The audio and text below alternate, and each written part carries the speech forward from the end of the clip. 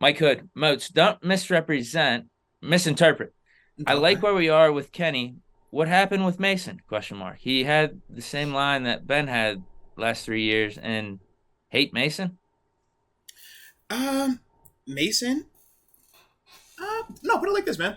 Mason is still a very capable quarterback. Mason is one of them dudes where you talk opportunities and timing. Opportunities and timing are the difference in everything.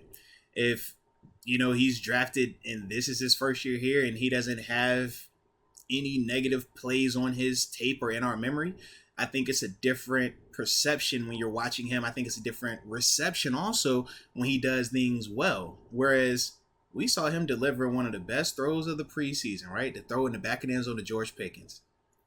And people still didn't even want to acknowledge that it was a throw from Mason. They wanted to just solely highlight Pickens because they had already had their mind made up. But they had their mind made up was that 2018? No, was that 2019 season?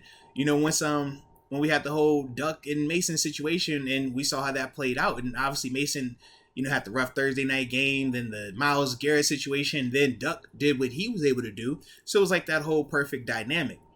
Then when you see him come back again against Detroit, we talked about it. Or no, even the Jets game. We're like, man, he played well in the Jets game. Came back at the end of the season against the Browns, played well against them. Won the game. We lost in the wild card round.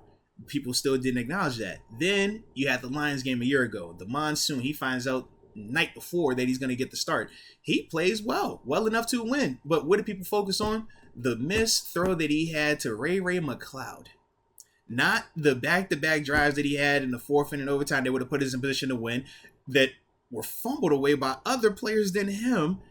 But because they already had their mind made up about him, it's a lot of him having to overcome that. And it's just tough to do at times. So that's what we talk about, opportunities and timing.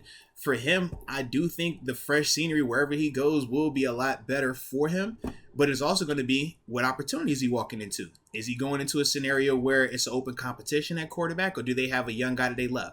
Is it a veteran that they already have there, like how Matt Ryan is in Indianapolis? And you're going to back him up, but you got a chance to potentially see what the end of the year might look like, and you get a chance to take over the offense. Is it a spread offense? Is it pro style? Like, where are you going? Are you going to McVay where he's going to be able to scheme up and get the best out of you? Or are you going somewhere where it's more of a defensive mindset, right? We talk about here in Pittsburgh, we know this is defense first when we talk. Juju even, reiterated that when he talked about the difference between Andy Reid and playing for Andy Reid and playing for Coach Tomlin. And that's, what Mason kind of fell victim to, so to speak, man. But that's the NFL. He gets highlighted because he's a quarterback, but there are countless others at every other position that go through what he's dealing with daily.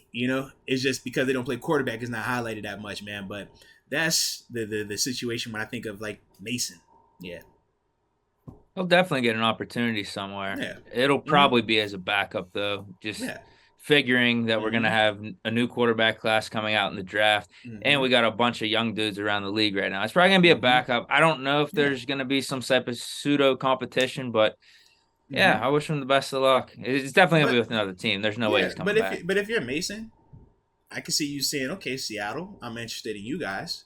Geno's playing well this season, but historically, I don't think that he's above reproach. I don't think that I can't get him if I'm Mason Rudolph, right? Think another team, Denver. I I know was going they to say the Lions, Denver, the too. I Lions, thought you like were going to it's say Detroit. you know what I'm saying? Like it's multiple squads where it's like, man, there are some situations that you could potentially go there. You might not be the day one starter, but it could definitely turn into a scenario where you're getting a legitimate opportunity. And if you're Mason, that's what you got to decipher through with your agent, with your family, and really lock in because you don't know how many more opportunities you're gonna get. But if you can hit right here, man, that could be the difference between you being a oh my gosh, what's the dude's name? Backing up Mahomes. Oh my god. Oh my goodness. Chase Daniels. Chad Yeah. Henne. No, not Chad Henne. Yeah, Chad Henne too, but even like a Chase Daniels type, right? Dudes that have been in this league for a while, and it's like, man, how do they last like that? They're good enough, but they're not starter material. But they're gonna play 10 years in this league, man, as a backup. Or you're the guy that, unfortunately, you're Landry Jones. You end up getting 5 or 6 in this thing, but when the opportunities kept coming, you never could capitalize on it, and they moved on from you.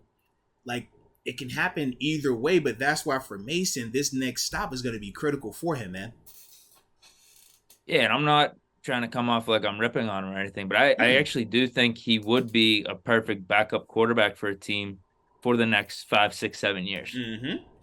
I think he'd be that perfect guy. Like even right now for the Steelers, I would love to have him back as a backup. Actually, I just don't think he would want that. It's probably better for both sides to Yeah. move on. Just with how everything played out in his career, where we drafted him Well, because it's a third lot of round, personal was he potentially feelings. going to be the heir apparent? But It's then it's we a draft Pickett a couple yeah. years later. So yeah, I don't see him coming back here It's hard to undo the personal feelings for sure. when you start feeling like it's gotten personal, and even if it's not personal, as players, you're gonna feel like that because it's the same person giving you that negative. It's the same coach telling you we're going with this guy. It's the same GM telling you we're going with somebody different. It's the same owner telling you you're going with somebody different. So eventually you start to say, okay, it's not a Ben thing. This is a you don't like me thing. And that could be how it plays out, you know. But, you know, like I said, man, you play this game long enough, man, you live and you learn. I'm hoping for him, man, that it does work out for him somewhere else. I'm a guy that I had to go somewhere else for me to really, you know, continue on and develop to where I was at. You know, I would have loved for it to stay, you know, in one spot, but that's not everybody's journey. Not everybody gets that 18 years in the same spot, man. You know, if you can, great. But for a lot of dudes, man, you do have to be loud on your feet, so to speak, man, and get ready to move. So for Mason, if that is the path that he ends up having to take, man, I hope it's successful for him, man, because I want all of us to eat.